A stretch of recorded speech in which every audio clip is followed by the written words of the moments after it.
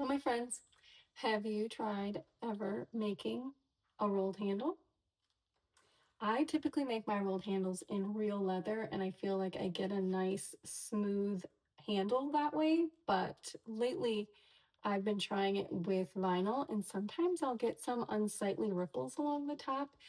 Can happen with leather too, but I'm like, what is the key? Why do some vinyls ripple and some look beautiful? So today I'm going to share my best tips for getting a nice, even, smooth handle with no ripples so that you can make these at home. Now, generally, I like real leather for my rolled handles. That's when I get the best result for my handles. But today, because I am prepping for the retreat, we are going to be making rolled handles at the retreat, and we're going to be using vinyl. So I've specifically chosen vinyl that has this suede-like backing. Now that is key when it comes to a rolled handle, because we're going to be applying glue to this whole backside, and we want all of this to be glued and adhere to the rope to give us the best result in the end. That will help prevent wrinkles going around the handle. So if you're using regular vinyl that has a felt backing or that canvas backing, you cannot use something like this. This is designed for leather or for something to grip to, like this suede. And maybe I haven't found the right glue for regular vinyl, but I have not had really great success using other types of vinyl for a rolled handle because, again, the key is making sure that this is glued really well. So I've got the EcoWeld water-based contact adhesive. This will work on this suede-like vinyl and leather, but it will not work on the others. I just grabbed a little craft sponge because we're going to apply the glue all the way over here. Did get a bone folder so that when we fold it over, we can press it and get it as tight to the rope as possible. And then these are super amazing. I found them on Amazon. They're kind of a rubber coated clip, but they're really strong as well. So I'm going to butt those up against to hold it against the cord and give it a chance to dry. So I don't really want to gob it on. I just want to give a good layer all over, but the more you add, the more time it's going to require to actually start to get tacky and dry. And I don't want to spend an eternity waiting for this to dry. I want to move along. But like I said, we do need this whole piece of, I'm going to use the word leather, even though this is a vinyl. We want the whole piece of leather to adhere really well to the cording. So I'm applying it all over, and then even though it's, for leather, I'm going to go ahead and add it to this piece of the cording. Then usually you're making two straps at the same time. So I'm going to go ahead and do the same process to the other strap and give it a chance to get tacky. Okay, I've let it sit for a few minutes. You can see there's still some like wet spots, but you want to make sure that it's starting to get tacky before you start this next step, or it's not going to want to stick to itself, and then you're just working extra hard for no reason. So give it a moment to get tacky so that when you pinch together, it holds.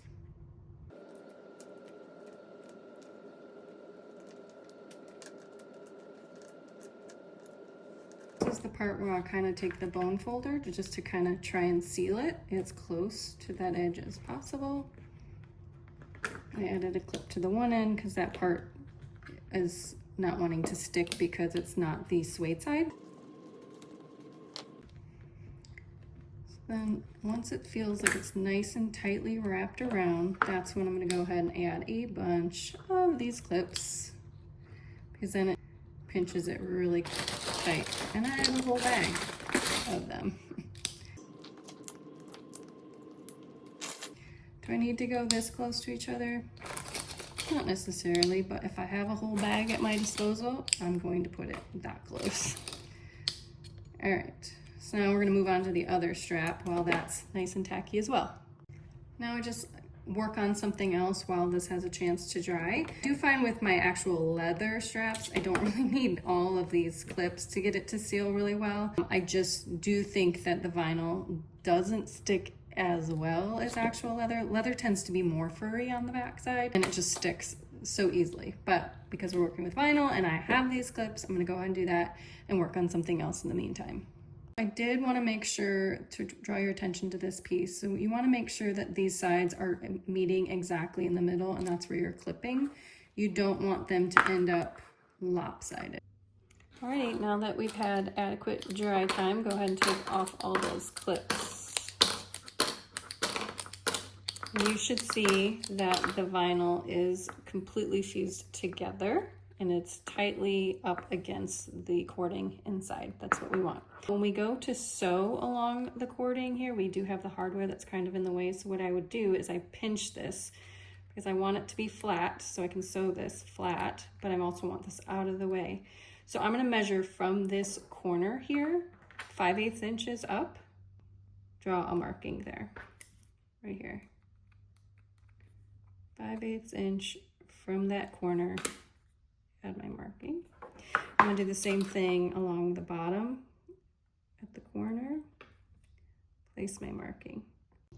So now when we take it to the sewing machine, we're gonna go ahead and press that flat and we're gonna start kind of on an angle. So it will be away from the cording. We're gonna start here and then ride up as close to the cording as possible and then kind of angle back out at our 5/8 down here. So then when it is done, it will kind of bow out a little bit here so that it has this kind of shape along the top and then the handle, which is intended, it is what we want. So when you push it flat, you can kind of see that shape and then the handle. So go ahead and sew that and then we'll trim it down and I'll show you what we're left with.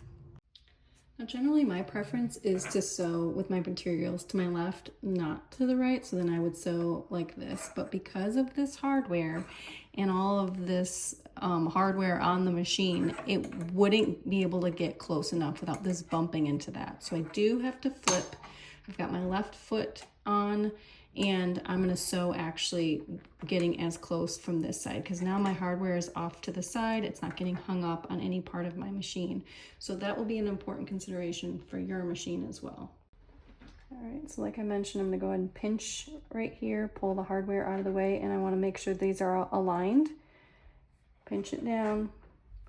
I'm gonna drop my foot and my needle at my 5/8 inch mark and start.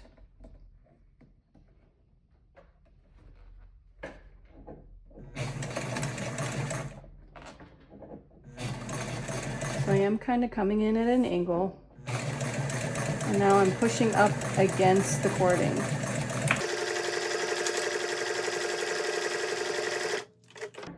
Make sure to pull this out of the way. And I'm going to end up kind of angling out to my 5/8 inch mark.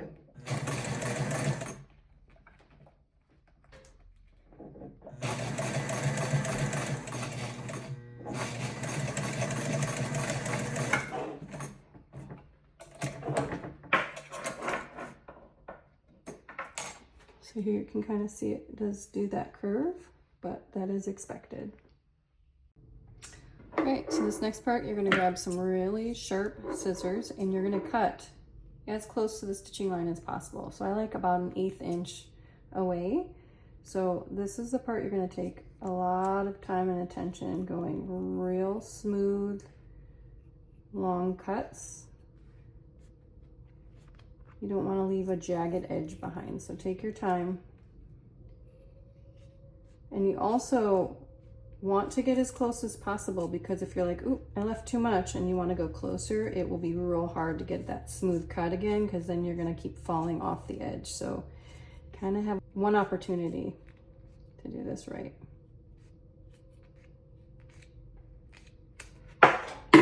There we go. So then it should be nice and smooth. And then when you go ahead and fold it, you shouldn't have any wrinkles. If you're gonna leave this and not edge paint it, you would wanna rub clear drying glue on this to seal those edges and make them more durable over time. I'm gonna go ahead and edge paint mine, but after it's edge painted, you wanna take some twine or a thread, something, and you're gonna go ahead and loop it through your 2 rectangle rings to hold this U-shaped position so that while you're working on your other stuff, this can kind of form a little muscle memory and hold this shape and make attaching it to the bag way easier. There you go. Set it aside until you're ready to use it. The last thing I want to point out is that because we sealed the edges super well before we sewed it up, you don't see any rippling and it gaping open. So that also will help seal that edge when you go to top coat it because it's all essentially one piece now. But if it wasn't sealed well, it's gonna gape open, and then your top coat or your glue, it's gonna look less professional and it won't have that clean finish.